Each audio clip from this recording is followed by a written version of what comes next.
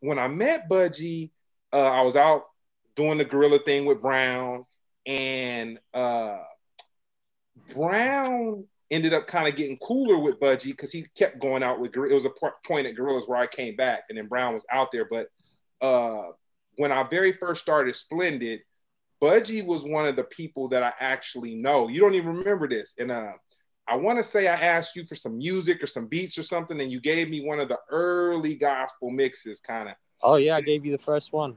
And it's funny because, you know, I wasn't even thinking Budgie was a DJ or producer, none of that stuff. He was just a cool dude that would be around when we came to London, and Mason would always, you know, be getting up with him. So I was like, okay, cool.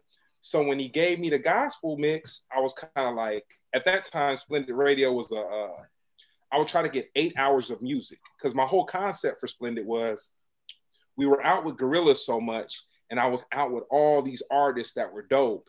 And I was like, man, what if I could just get MP3s from them and just play it on my site and promote it? And so that is where this evolved to, Budgie. So it started off where I was there. I was around at the start. Yeah. Nah, that was dope. Jason. And the funny thing about it though was that when he gave me the gospel mix before I listened to it, I was kind of like, man, Budgie I asked him for something and he just gave me anything, you know what I'm saying? And then I started listening to it and I was like, damn. I was like, how does a dude in London put his finger on the pulse of like some African American historical, cultural, religious music? It's like, it's just amazing to me, because that's something that if someone would have tried to teach it to you, they probably wouldn't have been able to teach it to you. It was just something. I wouldn't be able to learn it from anyone, because it's just like you're just finding things. It's your own journey. That's how I am with music. It's like everything is like people can like give me hints to go in different directions, but I really have to go there on my own.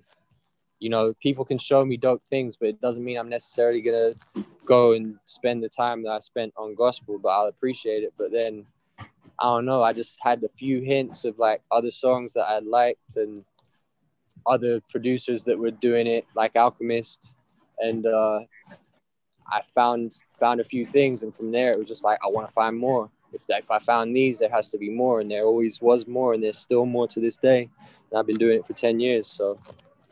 But yeah, when we met, that was the first gospel mix, Gospel According to Budgie 1, and that was in 2010. But really what I'm talking about getting into things, really how I got into it is my cousin is from Chicago. My whole mother's side of the family is from Chicago. So I would go there and stay there. And then my cousin Mike, he was a little older than me, and he had a car, and he would drive me around to record shops, and he was driving me around to these record shops on the west side of Chicago and the south side. Then he drove me to Detroit. We drove all across America in 2010, and we hit like DC, New York, Baltimore. We were in South Carolina. Then we went to Detroit, and then Chicago. And each place I was just finding different gospel records, but I wasn't finding that many. It was just like finding a few ones while I was looking for other things.